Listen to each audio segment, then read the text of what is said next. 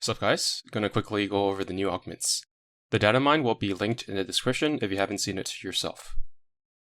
Starting off with the star of the show, Ibuki. Her barrage which triggers on torpedo launch was increased to 100% proc rate and further enhanced.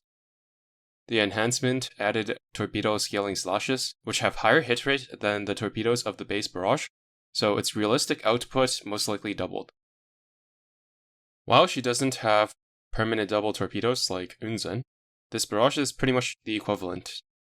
Unzen also has more barrages on top of that, as well as pretty substantial stat buff, so Ibuki is not quite on that level, but now only a tier or so below as opposed to before the augment, where there was not much reason to use her. Crucially, they also removed the invisible internal cooldown that this skill started with, which prevented it from being activated by her preloads, just like they did with Eldridge's skill with her retrofit. This means that her preload now fires 2 salvos of torpedoes as well as 2 instances of this barrage. Since Unzen doesn't have any barrage which procs that early, Ibuki's preloaded damage will be much higher than that of Unzen. After that, it'll take Unzen at least until 25 seconds or so into the battle to catch up with her extra main gun mount and 20-second barrage. So not only did Ibuki close the gap with Unzen in general, but she actually has a niche over Unzen as well in very short fights. This goes to show that changes don't necessarily need to be complicated to be effective. She also gained invincibility tied to her torpedo launch now, which makes her very good for manual face torping if anyone is still doing that. On auto, it will just be a slight boost to her overall EHP, but it's 1.5 seconds every 20 seconds or so not a huge difference. I'm not sure if Ibuki's preload is stronger than Shimakaze's though, but it can be calculated to a pretty acceptable accuracy. I don't have time to plug in all the variables right now though. Since Izumo and Ibuki got augments, I'm hoping they'll get some new skins for the upcoming event as well. For all the other augments, I don't think anyone will start using the ships just because of the augment, but hopefully I'm just being overly pessimistic about Tashkent. Tashkent got her main gun requirement removed and her ferry's specs literally doubled. She was overrated for quite a long time because, on release, she actually was the best destroyer, but she didn't last nearly as long as people thought due to her poor damage against non-light armor enemies, and her ferry, while having very high DPS on paper, has much lower hit rate than her main gun. Back in those days, people still had a bit too much confidence on paper calculations. This buff should bring her back up to par with the average modern SSR destroyer in my opinion.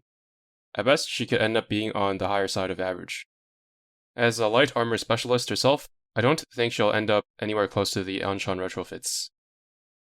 I actually quite like Dunkirk's augment. 70% chance to proc after the first is still a bit annoying, but seeing how she's an SR ship, I'll let it slide.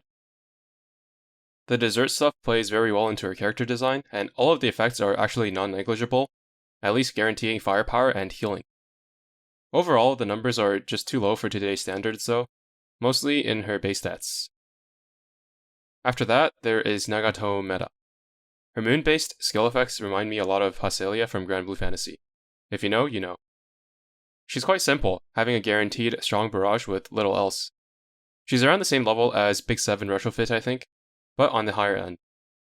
Around as good, if not a little better than Nelson Retrofit, but not much more than that. She is though a tasteful implementation of RNG skills, having a 50-50 chance of proccing similarly effective barrages and a realistic condition to proc both with a fair trade-off.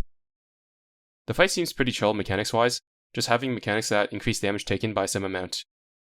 In any case, survivability will probably be a breeze with Eldritch retrofits if she's even needed. Anyways, that's pretty much it for this update. I ran into a bit of a writer's block, so content has been a little slow recently. I've been testing various random things and plan to make a video about testing in general, as well as sharing my results, and also tier list videos as well as the rest of the in-depth guides, but it'll take a little longer before those come out. Classes just started for me as well, which doesn't help, but I'll still try to keep up with my analysis of new content at the very least. As always, thank you for watching and see you in the next one.